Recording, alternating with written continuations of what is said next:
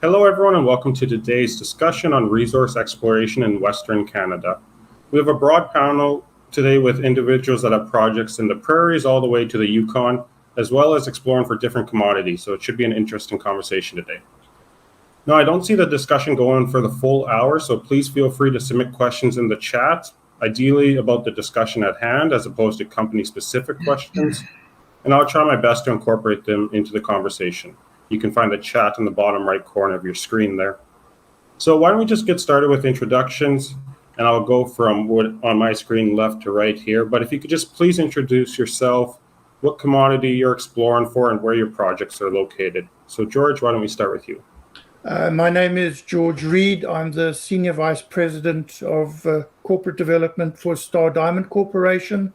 We are focused presently on the Star Ryan South Diamond Project, which is in the Fort Alacorn Diamond District of Central Saskatchewan. We also have a 50% interest in a joint venture with Cantera in the Buffalo Head Hills Diamond District in Alberta. Thank you. And Drew?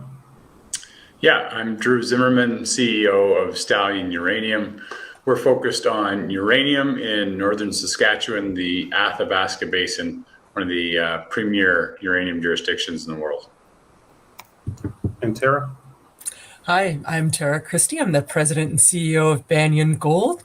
We have a 7 million ounce gold resource in Canada's Tombstone Gold Belt, right next to Victoria Gold and Hecla. It's a pretty exciting jurisdiction, and our project benefits from some exceptional infrastructure. So look forward to telling you about it. Thank you. And last, David, please. Hi, I'm David D'Onofrio, CEO of White Gold Corp. As the name suggests, we are primarily focused on gold in Canada's Yukon and the Klondike District. We have a 2.1 million ounce deposit, but we also have an extremely large land package. And although we are primarily focused on gold, this is the Yukon, and you sort of never really know what you're going to find. So there's a couple other flyer commodities we are looking into as well. Excellent. So we have uranium, diamonds, precious metals, maybe even some base in the mix. I think it's worth covering our base and discuss the notable discoveries or successes that have occurred in your region historically. You could just touch on the history of the region, and we'll go reverse order this time with David kicking things off. Yeah, this area where we're focused has a tremendous amount of history. So as I mentioned, it's the Klondike. This was the epicenter of the Great Gold Rush at the turn of the century, so about 125 years ago. And since that time, there's been over 20 million ounces of gold mined right from the Placer Creek beds.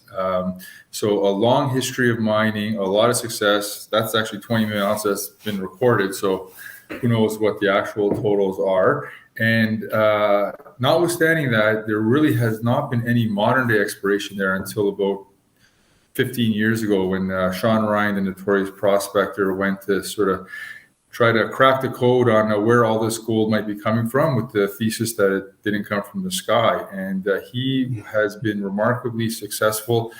His unique exploration methodologies has led to two major gold discoveries, one which is now owned by Newmont, and they are going through the permitting process, and the other one which is owned in White Gold Corp. And we are now taking those same methodologies and continuing to explore on our package and having considerable success along the way. So very, very exciting times in this part of the Yukon for sure. And Tara, Banyan Gold's also in the Yukon. Tell us more about the Tombstone Belt. Well, you know, the Klondike Gold Rush actually spilled a little bit over into the Mayo area because there is a history of placer mining here as well. But it's more known for actually the high-grade silver that Hecla has right beside us. So we made our discovery in 2019 at Powerline, and we put out our first resource at Powerline in 2020, and it was only 140,000 ounces then. And now Powerline has grown to 6.2 million ounces of the 7 million ounces that we have. So this is an emerging district, you know, very similar to David. There really hasn't been a lot of modern exploration. We made our discovery under a power line beside a road in 2019. That's not even remote. And you imagine what's left in the Yukon. I think that's why the Yukon is so compelling right now, is we have a history of a lot of gold being mined from from placers, but we haven't found all the sources of it, and we haven't even finished exploring the places that have road and good access, never mind further afield. And I think you're seeing that in the Yukon. Drew, anyone interested in the niche uranium market would know about the Athabasca Basin, so please give us an overview and your pitch on the region. Yeah, absolutely. I mean, you hit the nail on the head. The Athabasca region is, world renowned for uranium. It's got grades that are, 20 to 100 times anywhere else in the world. It's a, geological marvel, and we're lucky to have it here in Canada, in northern Saskatchewan. The district started up north in Uranium City in the 1950s, pivoted in the 70s and 80s into the eastern Athabasca Basin. And now where we're focused is the southwest Athabasca Basin. That's where NextGen and Fission are developing absolute world-class assets and moving forward with those. And that's where Stallion's focus is, in that underexplored sort of new corner of the Athabasca Basin. But again, this is a basin that's already producing 15% of the world's uraniums. It's the only uranium produced in Canada right now. So it really is a world-renowned area where the assets can be incredibly high grade and incredibly large. So the potential for an exploration company like ourselves to have a multi-billion-dollar discovery is definitely there, and what makes it such an exciting place to be working. And George, what about the diamond region where you're operating out of? Kimberlites with diamonds in them were first discovered in Saskatchewan by De Beers in I believe 1988. I was actually part of that. I happened to be on a visit to Canada from South Africa because I'd participated in the exploration that led to what ultimately became the discovery of the Victor Diamond Mine in Ontario. And I was in Saskatchewan. We sampled some kimberlites, and it caused a stir in Saskatchewan because people started thinking laterally. And there was a Russian geophysicist who looked at government survey maps and found there were some very big magnetic anomalies in a very magnetically quiet sedimentary basin. And he thought, well, what could these be but kimberlites? But they were very big. He tried to interest De Beers. They didn't bite. And eventually, with the help of Cameco and Uranits, they were drilled. And in August 1989, the first kimberlites in the Fort Alacorn forest to the east of Prince Albert were discovered. And so the history rolled from there. Star Diamond Corporation got involved in late 95, got a claim over one of those kimberlites, which had been excluded from the initial claim staking by a potential hydroelectric project near the Saskatchewan River. And they got into Star, and on the advice of the late Hugo Dummett, who was a big feature in the Northwest Territories with the Catty Diamond Mine, he recommended that a bulk sample needed to be taken to show the true value of these diamonds and the uniqueness of the diamonds. Anyway, that went ahead. The bulk sample was eventually produced in 2005, an underground bulk sample, large diamond drilling, extensive amount of work was completed. And lo and behold, the first price that was delivered from a 3,000 carat parcel was good, and it was above the sort of market average. And so there was huge interest that was generated at that time. So since that time, a lot of work has been done, very extensive pattern drilling, large diameter drilling, underground bulk sampling on 2 kimberlite pipes. And we're now sitting on what we believe is the largest undeveloped diamond project in the world.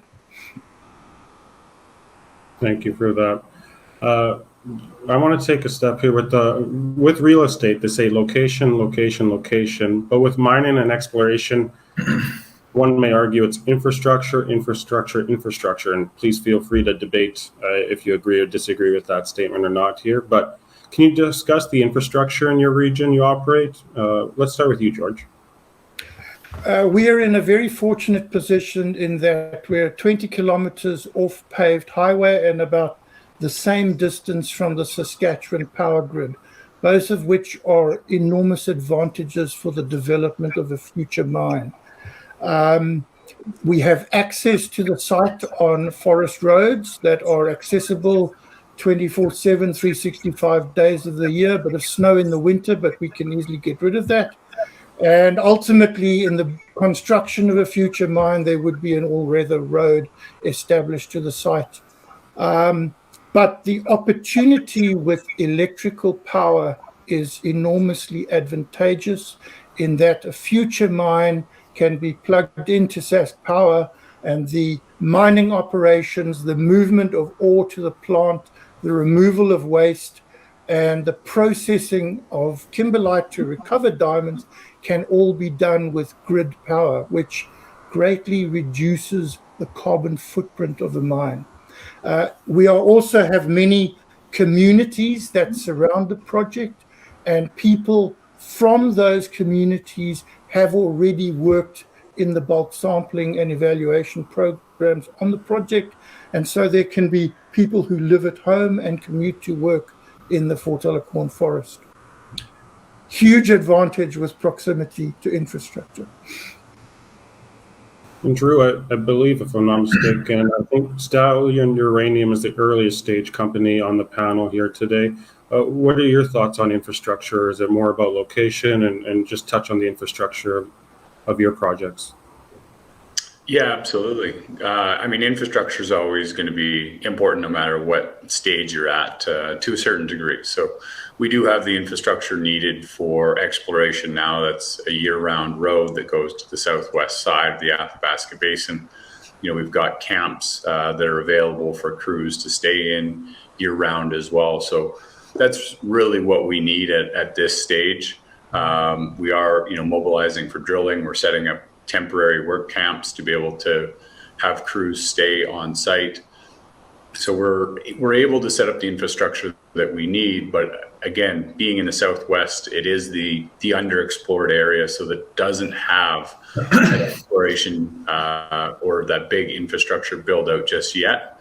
But the important thing we like to remind people is it's coming. We have both next gen and fission uranium going into development of what will be some of the new largest uranium mines in the basin that will be bringing over $1 billion worth of infrastructure to the area. So as we progress our projects from the early stage exploration that we're at now into more developed exploration stages, we're going to see that infrastructure be built out sort of at the same time that we progress. So it really is coming to the area, significant upgrades on roads, power, camps, all that sort of thing. So a good time for us to be sort of attacking our exploration as the infrastructure gets built out around us.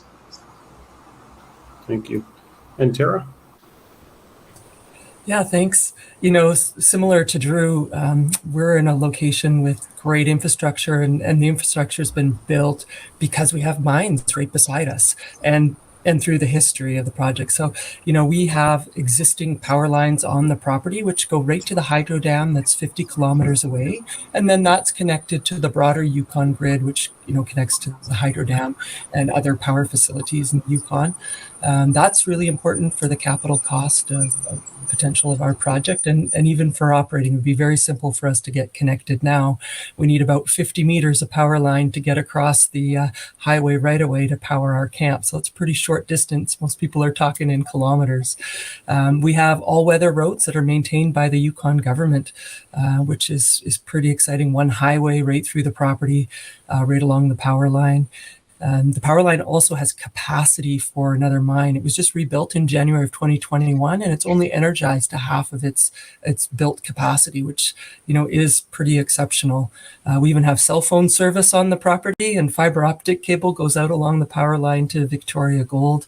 it really is quite exceptional infrastructure that we have. And, you could look and see what that cost for Victoria Gold to build roads, and kind of think about what our capital cost might be if a mine gets built here, just by looking at how much better infrastructure we have than them. So it really does make a difference. And your point that in real estate, it's location, and mining, it is infrastructure, I think really is important. David, any further comments? And you want to discuss the infrastructure? Yeah, no, I'll agree. Although, location is important too, right? You can have all the infrastructure in the world, but if you're in the wrong place, that's not going to help you.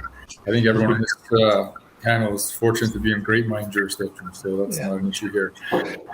For us, we're at an actually very interesting point on the infrastructure situation, where the government of the Yukon, along with the federal government, announced several years ago a major infrastructure investment in the order of hundreds of millions of dollars, specifically to help advance exploration and mining. And in our particular area, we're going to be the benefactor of a very significant amount of that investment. So there's two major parts. One is a road that sort of comes up from the south to the casino project, which actually I could have mentioned earlier in terms of some historic exploration that's happened. That's an enormous copper gold porphyry, something of the order of 20 million ounces and 10 plus billion pounds of copper. And then there's another road that's being planned, which goes from Dawson right down to the Newmont's coffee project, which is, as I mentioned, in the process of being permitted. So we will be a benefactor of that as well. And as to Tara's point, if you can sort of piggyback on someone else's investment, especially a junior company, that's an amazing position to be in. So that's sort of all kind of happening as we speak. From a broader perspective, I think one thing people maybe have a little bit of a misconception is, the Yukon's remoteness. I guess it sort of depends where you might be in the Yukon. Like the Yukon is north, sure, but if you're in Vancouver, it's only a couple hours sort of flight to get you there, right? So it's not maybe as out of the way as people might think. And once you have the infrastructure there, you can work all year round, weather independent. So that's something I think people need to keep in mind. And another very recent development, which has been topical in our community for sure, is the potential for connecting the Yukon's power grid to the BC power grid. And we've been talking to several members of the governments, and that's something that's real, that's in the, it's not in the idea phase anymore. Now it's kind of in the how do we get it done type of a phase. So notwithstanding, I think some of the attributes and everything that's going on right now, something like that would just kind of be a game changer for so many different projects, right? I think as we mentioned earlier and Tara touched on, the Yukon is probably one of the greatest underexplored areas in Canada with so much geological potential. And we're just kind of scratching the surface of these convenient areas to get to. But as the infrastructure investments continue to happen, you open up new opportunities. And I think, the future of what lies ahead from mineral exploration is just sort of totally unlimited in terms of its potential. So it's a lot of exciting things going on these days. David, you said something that I want to pull on that thread a little further. You said that it's not that remote. It's a plane ride away, a 2-hour flight away to Vancouver. But what about in regards to the workforce and finding the talent needed for these projects?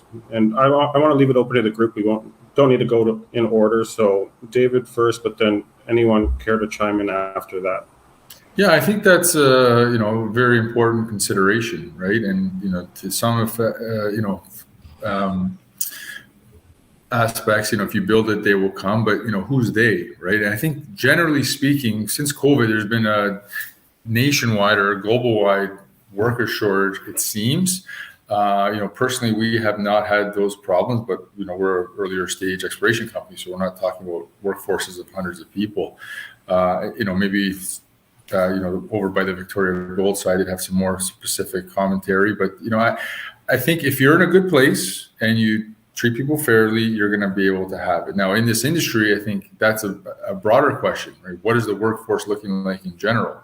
That's a conversation for another day. But Canada is a great place to live and work. The Yukon has its certainly attractiveness from many regards. So not a problem we've had, but happy to pass this over to the rest of the panel to chime in on their perspectives. I guess, that is something that we've had pretty good success in, is actually getting local people and Yukoners to work for us. And I was actually really quite surprised because we have two mines right beside us, Hecla and Victoria Gold. And you would think that everybody would be, or they would draw a huge percentage, and they do. But there's a group of people which aren't necessarily the kind of people who want to work at a large mine, because it's kind of like going to a small town. And that's one of the things that we've been able to offer, is that we're small. We're still a little bit of a family. We get up to maybe 40 people, but more typically 25 to 30. We're able to offer flexible schedules. So community people, very similar to George, can drive to our site on their own kind of schedule. And having an individual schedule, when you're not flying, you have a lot of optionality on what kind of schedules you can have for people. And that means that we can hire a much more diverse group of people. We also put in a really intensive training program so that we can bring in young workers and people that are new workers to the mining industry and train them, because that's, those are the people that are left in the community. And I think that was a really important part of our commitment to the community, is how do we make sure that we're providing meaningful jobs and hiring jobs, or the people that are in the community that need those jobs. So, that's something that's been quite successful for us. And the other real important part for us is we're not quite year-round, but we're pretty close. So very long season, unlike lots of exploration companies that are only 4-month when they're fly-in or remote, which we're not. We're 10, 11 months of the year. So we've been able to attract Yukoners who want that kind of stability and regular schedules, and that's been part of our success, because not having to retrain people is also really important. Having people that know your site, know your geology, and show up again and again. So I think it's different in various different places. We've tried to avoid having too many fly-in people, because one, it brings your cost up, but also then you're not drawing from the local community, and that also is part of people talking about you in the communities. When you've got people that are like working for you and are at your site and they live in the local communities, that's that does a lot for your reputation as well. Yeah, I'll jump in. I mean, similar to David, instead of Tara, a smaller workforce with Stallion, being a junior explorer, but we're incredibly fortunate. There's been 60 plus years of uranium exploration in the basin, anchored with a global player like Cameco. So there's always been a workforce that's getting trained and put to work. Other big companies like NextGen, Denison, Fission, Orano from France, have kept a steady flow of workers. As we're seeing the uranium market heat up and more companies come to the area, I think we are starting to see it strain the ability or the capacity of the workers that are there. I mean, we're fortunate. It's a day's drive out of Saskatoon that sort of acts as the hub for the northern part of the province, and there is a lot of capacity in Saskatchewan. But I think right now, having, again, on our side, no issues and line of sight on all the work that we need to get done, we're in a pretty fortunate position with everything that's been built out in Saskatchewan. But I do think it's something that we need to look at as we go forward, because you're not seeing the youth as much come into the business as I think you used to be able to see. And I think that can come from policies that need to get put into place, but that's another conversation. So for us, we're very fortunate, a young, small team, and able to find the people that we need to work for us. But again, as we continue to grow, I think that's something we'll have to keep an eye on. Just as additional comments on what I've said already, is certainly people from communities around our project have worked there. They have worked there very successfully, commuted to home every night, very advantageous. There are also many people within this region of Saskatchewan who have mining experience, either with potash, uranium, or flying to Alberta for oil and gas, or oil and gas in Saskatchewan. So there certainly are mining skills in the neighborhood, and that is very advantageous. Obviously, you need to attract technical experts who will ultimately run the project. But I believe that the project will certainly attract the right people, and we're in a very good position to do that. Thank you. Drew, you said something interesting about policies in place to attract the youth. Why don't we talk about that and elaborate further on that, and what are the provinces and territories doing to foster this industry? Yeah, I mean, I think in Saskatchewan we see a lot of incentives from tax structures and that sort of thing for critical mineral exploration. But again, that comes from the company level and the work that we're doing. I think we need to maybe lean in more and see more policies or incentives put in place on the education side of things. Are there the programs that are available? Are they in the smaller communities, maybe just outside of a few big cities that they're offered now? And is there, incentives for students to go into those programs instead of, tech jobs or something like that I think could really help build out that industry to see more expertise, more education. Mining is changing. We use a lot of geophysics and need a lot of geophysicists with the work that we do in the Athabasca Basin. And again, that's a skill that takes years to train on and develop, and it's a skill that isn't a big program at universities. So again, having different incentives in place, I think, would definitely help grow the capacity of what Western Canada is able to do with the incredible endowment that we have on the natural resource side.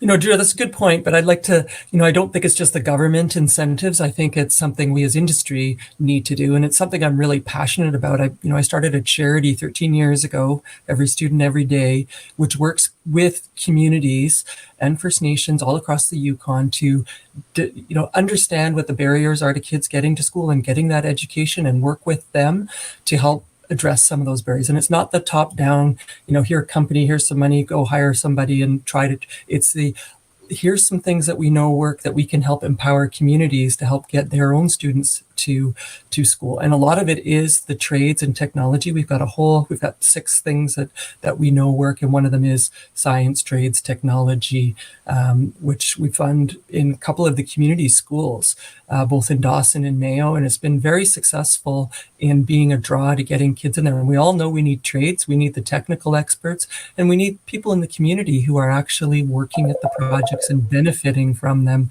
that are in their area. So, I think it starts with a lot of us leading as well, not just waiting for the governments, particularly since their whims change every time we have an election. And it takes a long time to actually make change and get people involved in the industry. So I think it's something we need to work with our industry associations more on as well. I've been involved in Saskatchewan for 20 years, and certainly the Saskatchewan government is very well rated by the Fraser Institute. I think we all know about that. But one of the incentives that I always supported in Saskatchewan was the Saskatchewan Mining Association. Every summer holiday runs a mining association teachers tour where they get about 30 school teachers from around Saskatchewan, and they expose them to the mining industry in a big way. They take them underground on uranium, on potash mines. They go fly up to see the uranium mines in the north. We toured our site. I often have done a presentation on diamonds to this group in Saskatoon. I think it is a very advantageous, so that you get teachers on side with the mining industry, that the mining industry isn't bad. The mining industry is essential. I'll jump in real quick there as well. I will say, hats off SMA, the Saskatchewan Mining Association. We've presented to that same group of teachers, and I think it is presenting mining in an exciting light. The opportunities that are there with our companies. And the teachers, I think, are where it can start. So it is a great program, and again, an industry group like the SMA driving that forward. Mm-hmm. This is a good opportunity to incorporate the audience and a reminder for anyone that came in late, we are accepting questions in the chat, trying to incorporate it into the conversation at hand. I believe I'm supposed to read it as Mr. Tilden posed a question. Have any of you thought to go to high schools and universities to recruit students and offer them a long-term employment, thereby lifelong employees? And I'm going to a school to present tomorrow, and I regularly present in Yukon schools and talk to them. We do, in my career, it's mostly been in the Yukon. We have actually run programs specifically aimed at mentoring, working with the First Nations, which is in Dawson, which I did a lot of work. We actually did like a 2-week program where we had in-class safety training, and then we actually sent them out to various mine sites and let them just be mentored. They didn't have to work, just here's all the jobs that you might do. Because, when you're under 18, you can't actually work at a mine site in the Yukon right now under the workers' compensation. But, getting them out to see the site. And that's also something that we do with the First Nation in Mayo. We've brought out young people just to see the site and see what jobs are available and kind of try to encourage them. So I think that's a really great idea.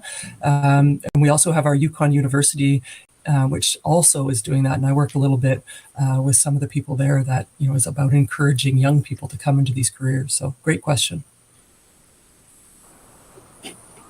I'll move on to another one unless anyone wants to add anything.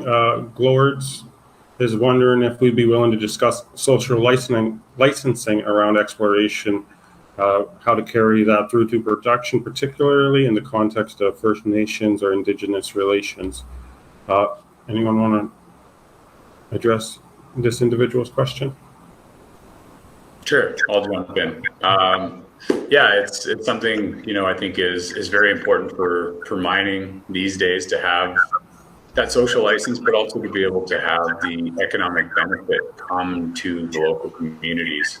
And that's something that we've done right from the beginning of working in the Athabasca Basin, and being able to have the local communities on side with us and utilize them, even though we are a junior company, to have them do the contract work that we have available that fits, that they have the skilled labor for. So I think it's an important piece. And again, this is coming from a junior exploration company with the limited full-time employment roles, but still being able to pass on the economic benefit to the community, because that is what will get you the support of the community if they're seeing the tangible benefits of having you operate there. And we think that's important. And again, I guess part of the tangible benefits is being in communication with the local community as well, so that they're able to see that you're there, and being able to work together obviously brings these projects forward. Mm-hmm. Yeah, I'll echo a lot of that. I think it's paramount importance to establish these relationships right at the very beginning.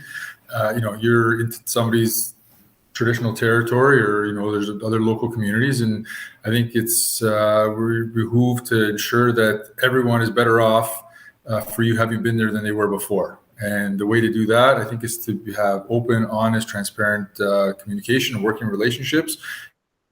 People make sure any concerns are they have a platform to address those, and to continue to work as a collaborative group of stakeholders all along the way. And it's certainly the right thing to do. And I've seen it in the past, and been involved with projects where a great discovery leads to life-changing gains for local communities, whether it's infrastructure, schools, hospitals, etc. So there is a tremendous amount of benefit that mining can bring to local communities and communities around the world. And I think that's something that needs to be better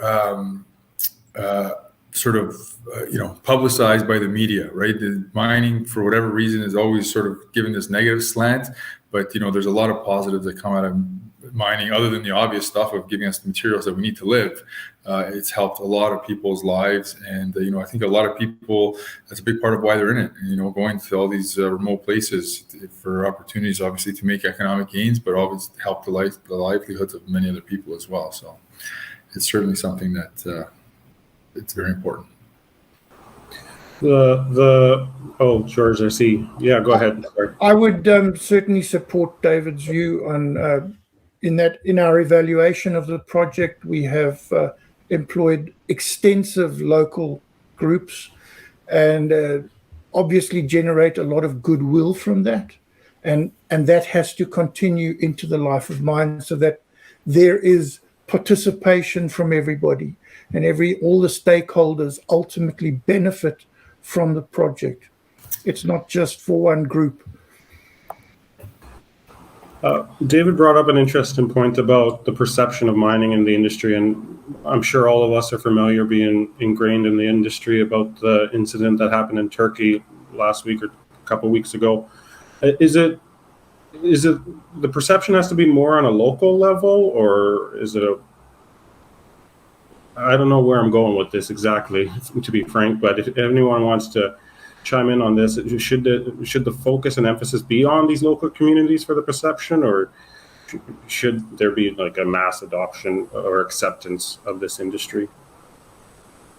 Well, it's a big question, Kyle, but I think you always have to focus on the community, even though we've got a broader perception in, people in the city don't sometimes realize that they use things that are mined every day and their livelihood depends on it. Whereas in rural communities, they do, but they're kind of two separate issues. Your social license and your communication with the community is something that is paramount. Understanding the community, taking the time to actually listen, and the question around exploration to production. Well, that social license and the work you do has to change from when you start at early exploration as you go through production, and it really has to be based on what the community wants and the needs and what you hear. And so there is no simple recipe that this is what you have to do. Here's the check boxes, because they're moving check boxes, and it really depends on your project and the community. So it's a really big question. Overall in society, mining needs to do a better job of reminding people that they need mining, that their cell phone has 40 minerals and metals in it, and that the tap water doesn't just come out of the tap, that all those pipes were mined, or maybe they're plastic, but even plastic comes from mining. So we as a society need to get back to understanding the importance of mining and the critical metals, the roles it's going to have in helping us get to this green economy that we're not at yet. There's a lot that we need to do as in society, and it really is it's going to be bigger than any one mining company. It has to be our associations and our governments really understanding the role. Turn my mic off. Excellent. So in preparation for this, I did come up with a question per panelist. And Chair, we touched on the question I had planned for you, so maybe I'll ask Mr. Tilden's question for you, because I'm pretty certain it's directed toward Banyan. Are you offering any scholarships? And you're on mute, just to... Yeah, so we do. Actually, we set up a scholarship a year and a half ago under the Yukon Foundation, which is a foundation that administers them so that it can be a bit independent.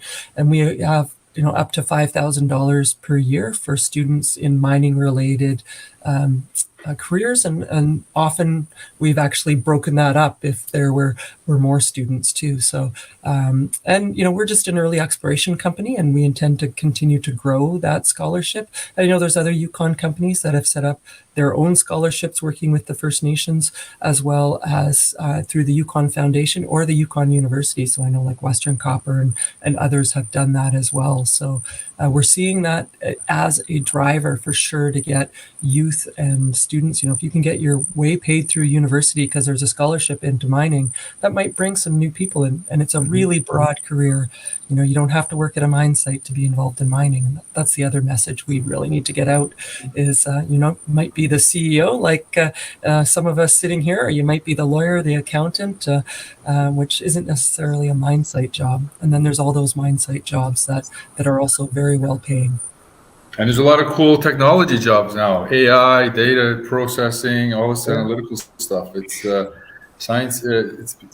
Mining's becoming as much of a scientific endeavor as anything else. So the perception is really, really, needs to be improved, I think, on a broad scale.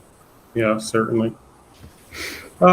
David, I had a question for you, and it's open to Tara as well, really. How would you say Yukon stacks up in terms of other jurisdictions of Canada, like the eastern provinces of Ontario or Quebec or Newfoundland? I think there's certainly some benefits, and with both areas. I think from a pure exploration potential, I think the Yukon, as I mentioned, is probably on the top of many lists globally, especially in a place where there's rule of law and you're in a tier 1 type of an environment. So I think from pure opportunity, I would rank the Yukon sort of right up there. Ontario and Quebec have other benefits. They have the benefits of more infrastructure, which probably translates into lower operating costs. But then again, it's very hard to paint a broad brush with anything. Ontario and Yukon are big places. There's areas within those that have their own different dynamics, whether it's accessibility, whether it's First Nations perspectives, or other local communities' perspectives on mining. So I think it's a really difficult question to ask, but certainly some benefits to each. I think the Yukon is a phenomenal place to work, and from the pure opportunity that we see there, and I think other people see there, and I think look at what the majors are doing. I think almost every major mining company now has taken a toehold in some capacity into an exploration company, Yukon. So they're sort of seeing this area as up and coming gold camp, or probably multiple gold camps, and that's why they're looking to make that focus.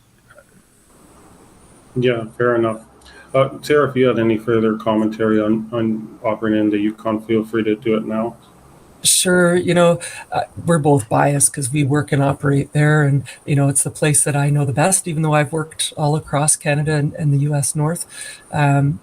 There's the other part is the permitting process and the settled land claims that the Yukon benefits from.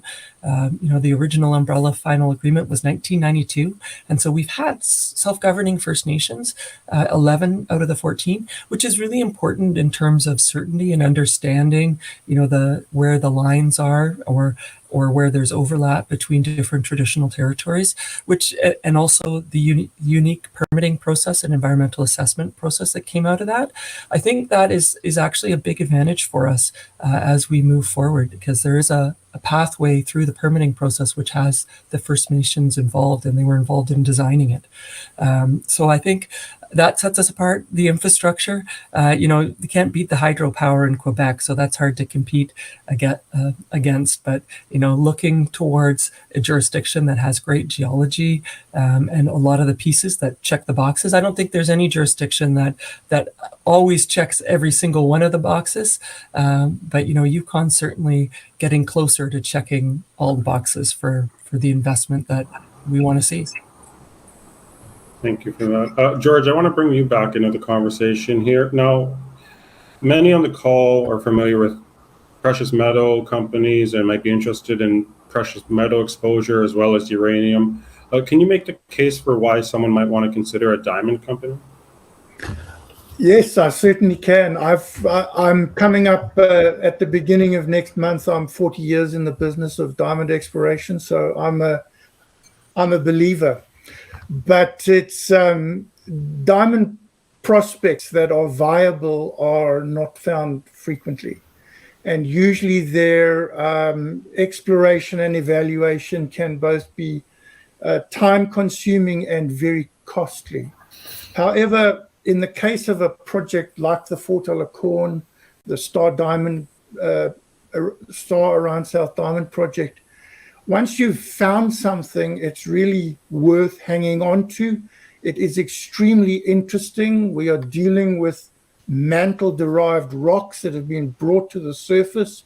The geology is beyond compare as far as I'm concerned.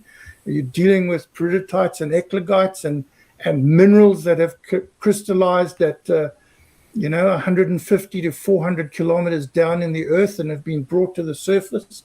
There is a real uniqueness about these minerals. And in the case of the diamonds in the Fort Alacorn, We have an unusual diamond size frequency distribution. There will be big ones in our future. We've already discovered a 49.6 carat stone in the evaluation of our project. There are other very high value stones with about $11,000 a carat for a single diamond. There is a uniqueness about this project, enormous ore volume, very interesting diamonds, high proportion of type 2A stones. Type 2A diamonds can be the most unique gin and tonic white. They can be slightly brown, and they can, in rare cases, be pink. Those are all opportunities from the kimberlites in the Fort Corn. I think exploration for diamonds is, I've had a wonderful career, and I would thoroughly recommend it. Although the diamond projects are hard to find and you need to work at it. Thank you for that. Drew, in the Athabasca Basin, many uranium speculators, investors most likely would like to have exposure in the region. How would you choose, or how can they choose or differentiate the different small uranium exploration companies? Yeah, I mean, I'm biased. I think we offer a tremendous opportunity in the Athabasca Basin, but maybe that's the best way to start when you look at the Athabasca Basin on a broad map. Look and see which companies have dominant land positions. I mean, we are the largest landholder in the Southwest Basin, an area that we think is up and coming. But with every exploration team, you need to then look at the people that are there. Have they had experience in the area? Have they found deposits? Have they created shareholder value in finding those deposits? And I think that's a pretty critical step when it comes to junior mining. And then the second or maybe third thing, I guess, would be the news flow. Get in touch with the company, sign up for their news. Are they consistently taking steps to be advancing their project? Are they putting their dollars to work in the right places? And from there, I think you will get a pretty good understanding of which companies are putting in the work to have that discovery success, or in cases of maybe other companies on this panel where you've already had the discovery but need to have the build out and the start of development. But again, I think that's sort of how I would take a look at it. And again, coming back to Stallion and what we've done, I mean, we've sort of checked all of those boxes in a big way. I think obviously the largest explorer in the Southwest, team that's been behind some significant value creation and geologists that have found world-renowned assets, and news flow that continues to really drive our projects forward. Even news we had out this morning covering 2,200 square kilometers with a regional effective survey that is a significant value creator for the land package that we have. So that's a broad way to take a look at all the juniors, but it's a big question and one that will take some work. So I think that's the best advice to give to junior investors is, roll up your sleeves and get in touch with the management and really dig into each story and the value they provide. Before we get to the closing remarks, the individual in the chat here, Dad's Rock, it's a good handle there. I believe he or she would appreciate me reading it verbatim, because I think it shows a lot of the frustration many people that are investing or speculating in this space feel. Does any presenting companies involved in any actions to stop market manipulations, blind naked shorting, high frequency and algo trading? The junior sector has been beaten to a pulp. It's very unjust to investors, as companies such as yours are the project generators and therefore generators of wealth for a vibrant economy. Should the tick test be reinstated? Good luck to all. And if anyone has commentary, if you're part of this movement, anything like this.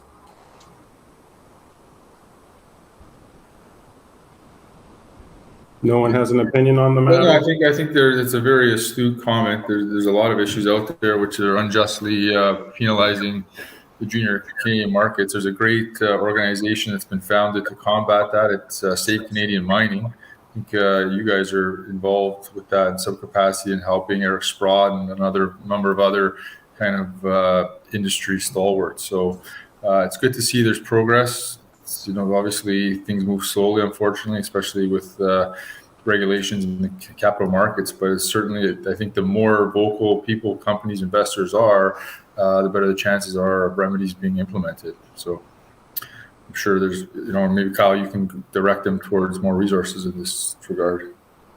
Yes, Dad's Rock, SaveCanadianMining.com. I believe it's that simple, and there's a petition you can fill out there. I believe it was a really successful year, 2023, for that organization, and in Become Unaware, we did host an event with Eric Sprott as well, which had great attendance.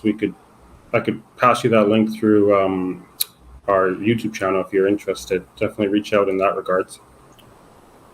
I believe that's all the questions from the audience, though. So I like doing a little 30-second, 1-minute closing remark from each panelist. What can individuals expect in 2024 for your companies? And David, we'll start with you. Oh, for sure. Well, listen, it was a great panel. Thanks for having me. White gold, we had a couple of very significant new discoveries we made in the last couple of years. I mentioned earlier the 2.1 million ounces of gold we have in deposit. That is open in all directions and continue to show additional mineralization close to that deposit. Some more news flow to follow in that regard. But we made a very significant new discovery on our Betty property, which is contiguous to Newmont's Coffee deposit, hitting some exceptional grades, 5 grams over 25 meters, 3.5 grams over 50 meters, right on the same fault. So we think that is a tremendous new opportunity. We are going to certainly look to follow up on a couple of new properties. We have such a tremendous land package. I think when you look at white gold and why it was so interested for us to get involved and we were able to attract Agnico Eagle and Kinross to become our partners is because it's such a unique opportunity. We're in this historic area with so much gold, placer production, seen such limited work. The team that made the big discoveries in the area is our technical team. They think they've cracked the code. We're now scratching the surface. They've been incredibly successful in the last few years. And we think based on the work we've done over the last couple of years, the opportunities ahead of us are as good, if not better, than what we've seen before. So we continue to build our ounces, make new discoveries, expand our new discoveries, all the while, I think there's a very significant tailwind to the Yukon with Newmont permitting their mine next door and a lot of the other great work that many other companies in Yukon are doing right now. Thank you for that. And Tara, the 2024 catalyst for Banyan Gold? Well, we just put out some pretty incredible news with our 7 million ounce resource, which we've built since we really made the discovery in 2019. We also put out positive metallurgy, and we're continuing to do more metallurgical work. So we'll have additional news flow from that work that we're doing. We are planning an exploration program. We are still have a pretty strong treasury from the financing that we did in December of 2022. We still have $7 million, and we do have some income, which means that we'll be able to get back out in the field. And we're working on what program we think is really going to add the most value. It's terrible to have options, but we can continue to grow the resource. We can focus on drilling out what you might mine first in high grade. We can look at some of our targets. Similar to David, we have over 300 square kilometers of land package, and we've barely explored anything but the 5% where we have our resource. So focus on new discoveries. So look for some news on that in the next month or so as we develop those plans, and we really try to figure out in this market, how are we going to deliver the most value for our shareholders? It's a difficult market for juniors. That's definitely not a secret. So to be in the position we are, to be able to have options and the cash to implement them is pretty unique. So, we're looking out for shareholders, and we'll have some news flow through 2024. And Drew, maybe I'll add on top of it for you, your thoughts on the uranium market in 2024, as well as the catalyst for your company specifically for the year. Yeah, absolutely. I mean, uranium has become a very hot topic. It's got attention when it moved from $20 a pound several years ago to now over $100 a pound. It's part of the clean energy and green energy sort of revolution, a nuclear renaissance as we look to electrify our economies and need the carbon-free power source that's baseload power to do that. So, I think we've seen uranium companies pull back over the last 3 or 4 weeks, but we've still seen uranium prices stay above $100 a pound. So, it's my view, I guess, that uranium prices will continue to move higher. There's a significant supply constraint. There's already a shortfall of supply versus demand in the market, and demand is growing. And we think there's more catalysts coming that will grow demand further. So for us, it's an incredible backdrop to operate a junior explorer in. We see the uranium prices going, much higher in the years ahead. And that makes the pounds in the ground worth more and more and more. And that's what we're trying to do at Stallion. So, having a big land package, we've got over 3,000 square kilometers of land in the Athabasca Basin, the best real estate for uranium exploration in the world. And we've advanced that to the point where we've just launched the mobilization of our maiden drill program. We'll have drills turning shortly, and we'll be putting that news out to the market. And that's, the ultimate test for a junior explorer. I mean, our neighbor F3 Uranium 7x'd on one drill hole in the Athabasca Basin at the end of 2022, and uranium prices were $45 a pound, not over $100 like we see now. So that significant potential, from one result is possible with our company. But we're also doing a lot of other things to lean on other levers of value creation, bringing up several other key targets from such a big land package. We think we're going to have multiple tier 1 targets that are going to be available for drill testing as we continue to move forward. So a really exciting time, very near term for us. But again, even the next couple of years look really exciting as we continue to do the work and look for that next big discovery on our land package. Thank you for that, Drew. George, what can people expect from Star Diamond this year? Star Diamond Corporation, as I've said, has the largest undeveloped diamond project on the planet, and it has a unique diamond population with some exceptional value stones that we anticipate mining in the future. In November last year, we announced a transaction with Rio Tinto where they will relinquish their 75% share of the project, and we will gain 100% of the project. We anticipate that transaction closing in March, in other words, next month, in a few weeks' time. We look forward to that closing and the opportunity that it brings our company to get our teeth stuck into this project. Rio Tinto had done a lot of very good work, and we can use that to our benefit and further develop the project. From that work that Rio did, we will define a revised mineral resource. We believe that will be stronger as a consequence of their work. And then based on that, we can work our way into a PFS to provide a new baseline from which we can provide a metric for the value of this project. We look forward to this opportunity. Certainly, we've done a lot in the background. We can build on that work, and we look forward to the answers in 2024. Thank you. And thank you, everyone, for participating today, and especially the audience, too. Great questions. It was a nice interactive discussion. If you did come in a little late, this event is being recorded, so it will be available on YouTube in the coming days here. But thank you all for participating. Great discussion.